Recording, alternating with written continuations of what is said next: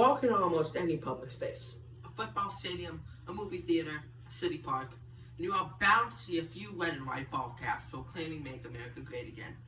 I don't disagree with the sentiment. I always want to see America become better. But I think the popular hats miss a very important point, a point that I believe wholeheartedly. America is great already, right now. Why do I believe this so strongly? I believe it because I've lived long enough to learn what makes America great. Not long ago, Americans commemorated the 18th anniversary of the September 11th attacks.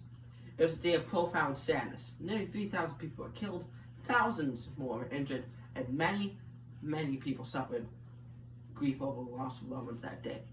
But 9/11 was also a day when America showed its greatness. I believe America's greatness lies in the ability of Americans to come together during stressful times. In the aftermath of the September 2001 attacks, no one asked the first responders what their ethnic background was, or their sexual orientation, or their bank balance. Volunteers who came from all over the country were not examined as to their beliefs or their religion. People came together because America had been attacked and they were Americans. September 11th was an extreme example of something that happens almost every day in America. Sometimes it's for big things like natural disasters. When a tornado hits a Midwest town, people come from miles around to help the victims. But behind the scenes, Americans collect monetary donations. They hold food drives in churches, synagogues, mosques, and civic organizations. America is not a monolith. America is people of every background, race, and social status. And when they work together, as they often do, even when it is not front-page news, they do so as Americans. Right now, Americans are under a different kind of attack, from a virus. COVID-19 has attacked tens of thousands of Americans and killed many.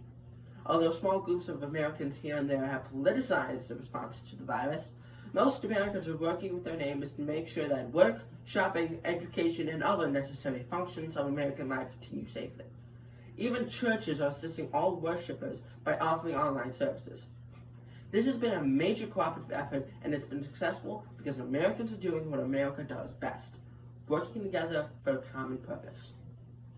Before moving on to a smaller, more localized example of Americans coming together, I think I should point out the thing that makes this possible: our freedom.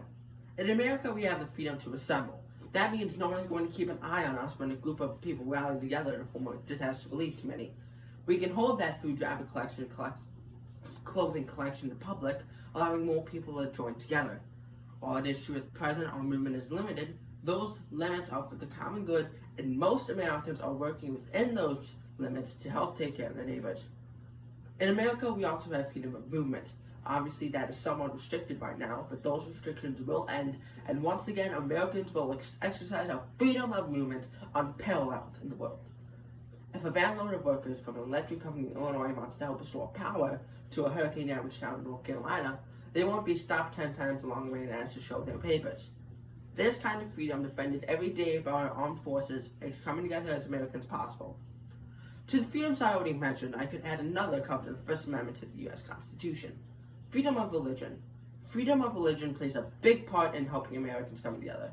Every religion teaches a version of the Golden Rule: treat others the way you want to be treated, allowing churches, synagogues, mosques, and temples the freedom to proclaim their truth freely encourages the kind of response that makes people come together in time of need. Places of worship, freely open, often become places of refuge and centers of response during local crises. All these freedoms working together give Americans the rights to behave as Americans so often do, uniting with each other and help their fellow men and women. But America is not only great because of the momentous times when people come together. It's in the small things as well. A couple of years ago, I was Black Friday shopping with my mom and her best friend, Phil. It was cold that Thanksgiving afternoon as we stood in line waiting for the big sale at Target to begin. While in line, people started talking with one another, asking about families and other mundane things. Mom's friend hadn't expected the weather to be so cold, and he didn't dress warmly enough. An African-American man who was standing near us noticed that Phil was cold. He took off his coat and put it on Phil's back. Such a simple act of hospitality, of reaching out to a neighbor whose race or any other secondary characteristic didn't matter. This was one American helping another American on an American holiday. That, not military might, not economic power, not political clout. That is what makes America great. Always has and always will.